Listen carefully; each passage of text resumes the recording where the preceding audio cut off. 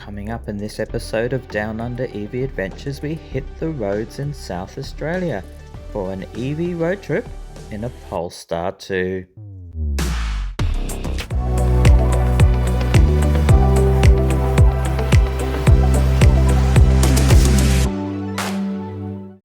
Welcome back everyone. So we're about to hit the roads in South Australia today.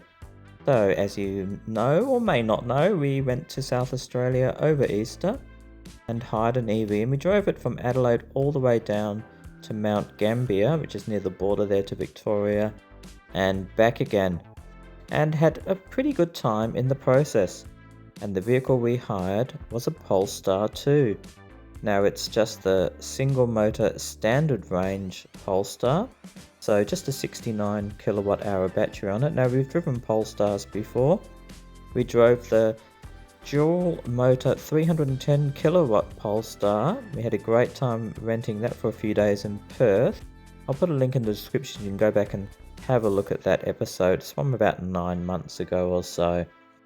But anyway, we're in just the, like I said, 69 kilowatt battery, single motor version, just 170 kilowatts of power. You can see there 330 newton meters of torque. So the first part of our trip, if we were to drive all the way to Mt Gambier in one go, it's nearly 5 hours, as you can see. That's not even including charging stops. So, but anyway, because we arrived late into Adelaide, we decided just to go as far as Keith, which is about 2.5 hours. Now I confess I didn't do that much research, and I didn't realise how extensive the charging network was in South Australia.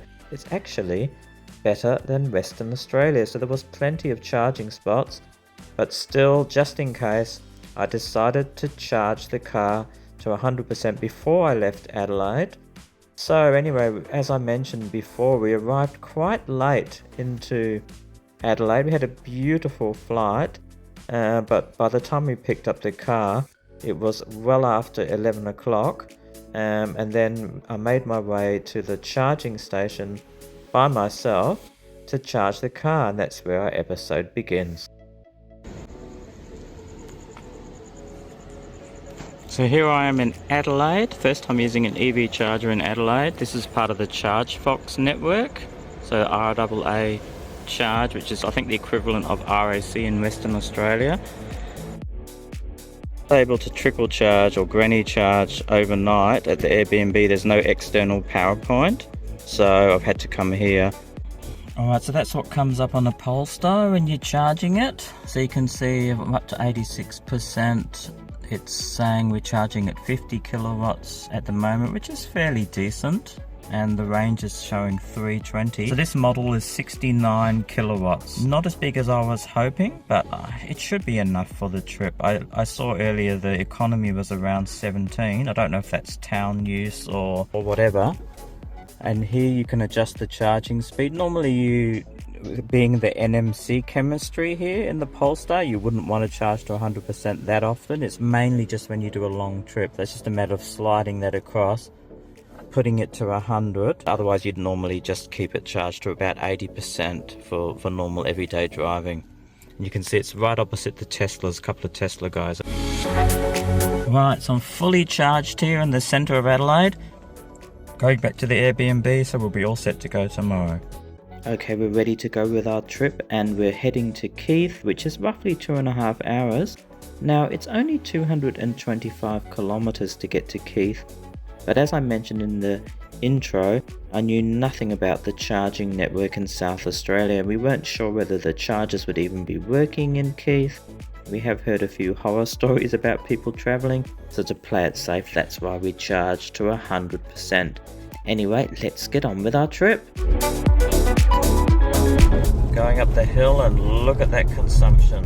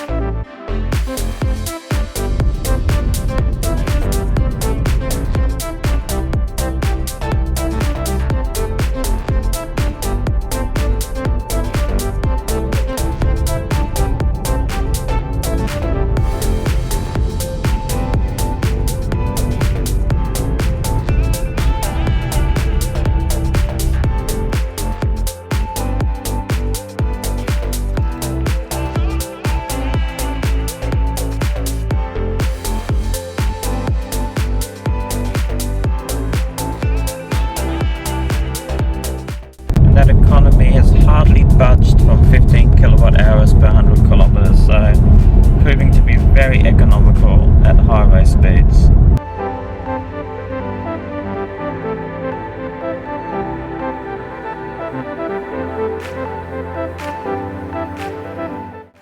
Look at that. You can actually wipe your windows and put rubbish in the bin. This is the first charging station I've seen which actually has some service station like facilities. I'm in Keith at the moment. It's at the BP here. I can't believe they actually had a Chatamo plug there. We reversed into that, but it was the wrong one. Alright, third time lucky. I'm not sure if that one is kaput or if I did something wrong. But anyway, we've managed to get it going here in Keith. And we don't have to put too much in. We can just charge to 80% because we're going to Mt Gambier tomorrow, which is only a couple of 100 kilometers. You can see we're right next to the highway here. Lucky we didn't see too many trucks when we were driving. And Iris drove quite a lot of the way, I think over 100 kilometers, maybe even 150 kilometers, so I didn't really drive much at all today. And the car's going good so far, and I have to say it's pretty economical.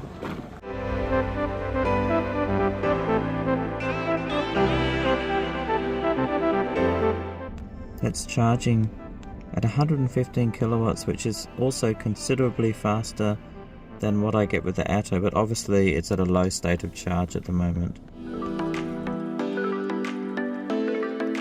And I gotta say, I was pretty impressed by the economy since we've topped up the battery 14.8 kilowatt hours per 100 kilometers. Now with a usable battery of 67 kilowatts, the expected range for the car traveling at 100 kilometers an hour is 452 kilometers. Now in Keith, if you're passing through, you can check out this quite quirky attraction, the Landrover on a pole.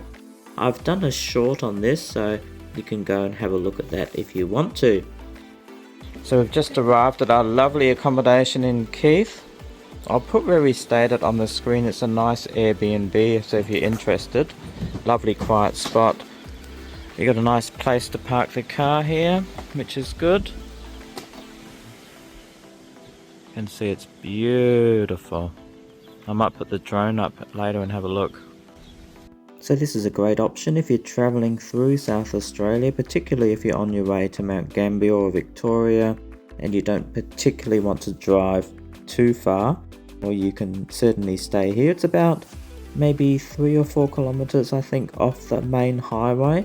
So it's a very quiet area, it doesn't get any traffic, you won't hear anything. So if you like it nice and quiet like we do, you'll probably love it.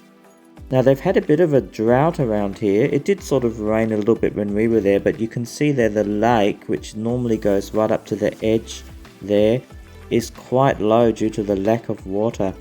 But despite that, it was still lovely, you know, a lovely place to walk around.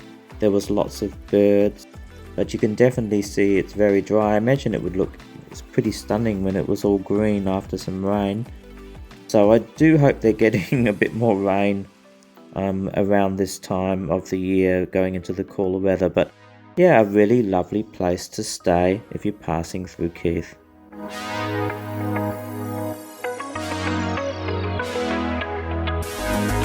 Alright, so after a great night's sleep, we're now heading to Mt Gambier.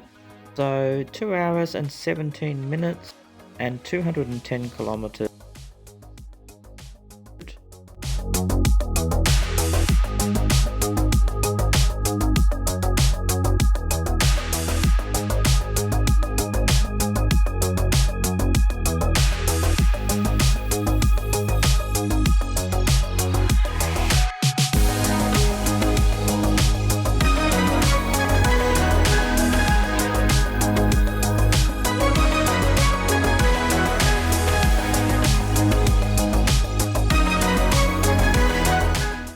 Now as we were driving near Padthaway, there was a lot of these vineyards around with these sort of windmills in them. You can see them here. We sort of stopped and had a look at them, and we're not exactly sure what they were. They're perhaps to keep the vines from getting too humid with the moisture, and then that would cause some rot of the grapes. But if anyone out there knows a bit more about wineries and vineyards, maybe they can let us know.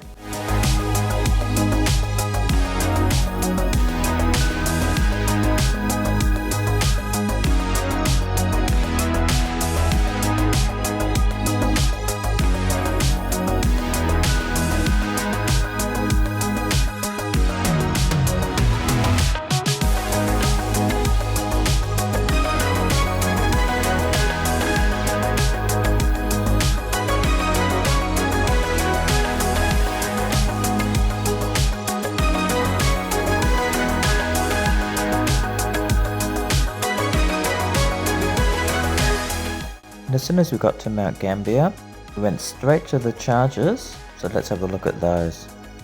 So here we are at the charges in Mt Gambier. And look at that, getting a nice charging rate here with the Polestar 2. And they've got 4 CCS2s, I think 2 or 4 AC chargers, and then I think they've even got CHAdeMO. Yeah, so that's pretty good. Now the chargers are in a great spot. It's just a 5-minute walk, even less actually, to go to these beautiful cave gardens which are in a sinkhole, and they're really great to see. And because they'd had a bit of rain recently, all the waterfalls were running, so I highly recommend you check that place out if you're in the area. Now we did stop for lunch at a little town called Court on the way. I didn't film anything there, and we also drove a little bit around town. And the place where we were staying at was Mural. So by the time we got back to the Airbnb, this was our final trip stats for the day. So 252.9 kilometers and a slightly higher economy today of 16.9 kilowatt hours per 100. And if we extrapolate that out, it's still a respectable total range or expected range of 396 kilometers. For those of you who are wondering, the Polestar is a nice car for doing these trips, but it's certainly not a review of one. This is more about just the places we rent and what you can expect to get if you were to hire a car. Anyway, we had a lovely few days in Mt Gambier. I think we were there for 5 or 6 days. Had a fantastic time. There's certainly a lot to do. If you've never been there before, we can definitely recommend it. Now, when we drove back to Adelaide, we actually took a different route. So we actually drove along the coast, and I have to say that was a very lovely trip as well. Now, I did do some range tests as well. I did go at some different speeds, so I will bring you them in another episode. So if you're curious about the Polestar 2, or what a sedan style EV would get, well, stay tuned for that. It will probably be a few weeks before I get to it. But yeah, lovely trip along the coast there. But anyway, that wraps up our South Australian road trip thus far. So if you were curious about what it's like to go from Adelaide down the main highway to Mt Gambier, well, there you go, there's a little bit of information for you. But I can just say on the whole, I was very impressed actually by the charges. So, notwithstanding that one that didn't work at Keith, they all worked pretty good and they've got a great network. Anyway, that wraps it up. So thank you very much for joining me. I really appreciate it. And we've got some fantastic stuff coming up soon on Down Under EV Adventures. As usual, do take care on the roads, especially if you are doing a long trip. Watch out for silly drivers on the road, and of course, be careful of trucks. Always give way to them. They're a lot bigger and heavier than what you are. Okay, that's it for today. We'll see you very soon. Thanks again, and bye for now.